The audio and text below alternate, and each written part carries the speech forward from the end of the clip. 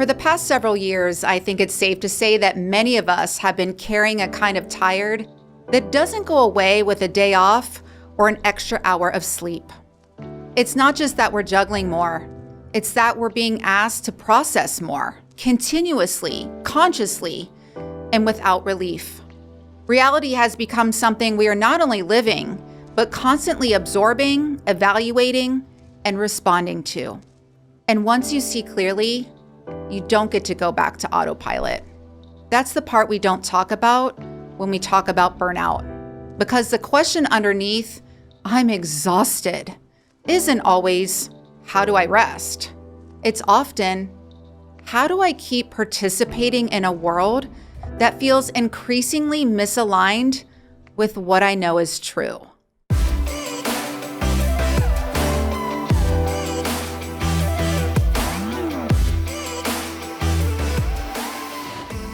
This is a different kind of fatigue.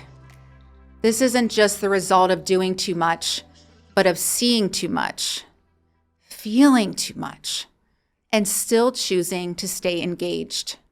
For me personally, this has shown up in my relationships, in my work, and in the broader culture. There's a level of awareness that, once you have it, changes how you move through the world. You begin to notice what's unspoken, avoided, and normalized. And living inside that awareness requires energy. There's an ongoing tension between what we see clearly and what the world continues to reward or accept. That tension accumulates through daily decisions, restraint, and choosing integrity when it would be easier not to. That kind of constant awareness has weight. What many people are calling burnout is often something else entirely. It's the fatigue that comes from sustained awareness, emotional and moral clarity, and still choosing to participate in life without illusion.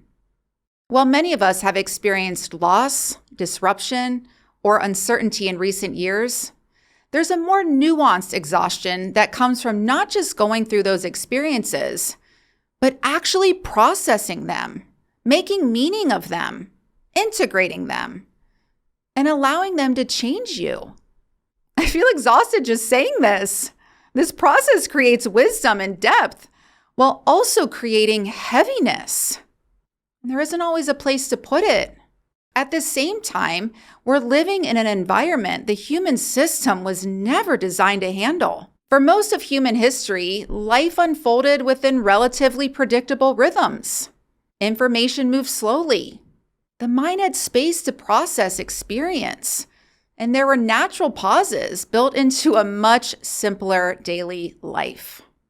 Today, that rhythm has been replaced with constant input, news, opinions, updates, messages, and alerts. We are constantly bombarded with information, often carrying emotional baggage. We are not just living our own lives, but absorbing the lives, crisis, and perspectives of people all over the world in real time. The human mind is not adapted to carrying that level of awareness all at once. Trying to ignore it doesn't mean it disappears. Instead, it accumulates quietly in the background. Layered on top of this is another more subtle pressure, the expectation that we are always visible. Culture now encourages us to present, document, and shape our lives into something consumable. Thoughts, milestones, identities, opinions, nearly everything becomes part of a public narrative. For some, this feels empowering, but for many of us, it becomes another form of labor because it takes energy to maintain a version of yourself that is always on, always aware of how it's being perceived, always ready to respond. Visibility becomes labor when being seen starts to require constant self-management. It's one thing to share from a place of truth, purpose, work, or connection, but it's a whole other thing to feel as if your life must always be translated into something presentable or consumable or useful to someone else. That kind of visibility asks us to live and narrate our lives at the same time. And you're feeling the thing, but also wondering how the thing looks and what it means and whether it should be explained or shared and how it will be received and how it will be perceived. And after a while, even being yourself can start to feel like a job that we're always being asked to clock into. Even in moments that should be quiet, like standing in line, sitting in a waiting room, driving in a car, there's this instinct we all have to reach for a phone or fill the space or stay connected. I'm guilty of it too. I'm right there with you. There's almost no white space anymore. Whew. And without white space, the mind never gets the opportunity to settle. This is why so many of us feel mentally foggy at the end of every day, even if we haven't physically done demanding work. Our attention has simply been stretched too thin, while our emotional capacity has been taxed and maxed out. We share our hearts with a friend or partner and are met with, "Oh yeah, totally," because their own bandwidth is depleted and they lack the capacity to support us in a meaningful way we deserve. I literally just heard my friend say, "Oh yeah, totally," to like the deepest conversation I ever tried to have with her. And I'm like, I just shared my heart and soul with you. Your response was, "Yeah, totally." This isn't a fatal flaw as much as it is a human system responding to an environment that rarely allows it to rest. And yet, the explanation we're often given for burnout is surprisingly narrow. We're told we're exhausted because we work too much. Work certainly plays a role, but it doesn't fully explain what so many people are feeling right now. This kind of exhaustion is cognitive, emotional, existential, not just physical. It's the accumulation of awareness in a world that doesn't always know what to do with it. The fix isn't more productivity strategies. We don't need to optimize our mornings or find more efficient ways to push through. What many of us are actually craving is something far more basic and far more difficult to access.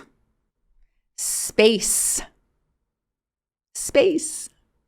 Space is so hard to access now because our culture has taught us to fill every opening before it can even speak.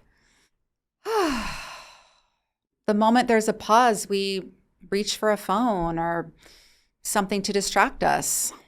The moment there's a feeling, we try to name it, fix it, share it, shame it, explain it, or turn it into something useful that you can watch or consume. Even stillness gets pulled into the language of improvement, as if rest only counts when it makes us better, calmer, more productive, or more acceptable. Real space is different. It doesn't really ask something from us. It lets the mind settle long enough for the truth to rise without being forced.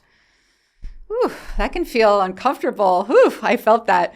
Because many of us are not only tired from the noise, we're also used to hiding inside it. And now there's this notion of performative stillness or 5 minutes of meditation between meetings, but real space, that makes most of us uneasy. It's that space to think without interruption, to be present without documenting the moment, just enjoy, take it all in, to feel something fully without immediately translating it into content. Space where the mind is not constantly being pulled outward. Without it, exhaustion doesn't just come and go. It becomes the background condition of everyday life. Here's a comment from a reader. Thank you so much. The sentence regarding staying human is a bit ironic to me because for all of my life, I never felt I shared the same values as other humans, or more yet, this existence. What you talked about throughout this piece is my impressions of human life in general. The exhaustion you have spoken of, I feel as a sort of greater friction with this existence. Yet here we are. Lately, I've spent more time taking naps, similarly to how a young child does. More for processing and dealing with the going-ons with this mill more than anything else. That's from Peter Trin. Thank you, Peter. The goal is no longer to keep up with the pace, but learning how to step outside of it consistently, even if only briefly. This kind of exhaustion is not a sign that something is wrong with us. It's often a sign that we're no longer living unconsciously by outsourcing our thinking, or avoiding what we see. It places us in a more accurate relationship with reality. And that kind of accuracy isn't always comfortable, but it's real. Ooh. The most restorative thing we can do in an exhausted world is to stay human inside it without numbing, performing, and pretending we don't feel what we feel. That's everything. Pretending we don't feel what we feel. In a world that keeps asking us to become faster, flatter, more available, less affected, staying human is not soft. It's a form of resistance.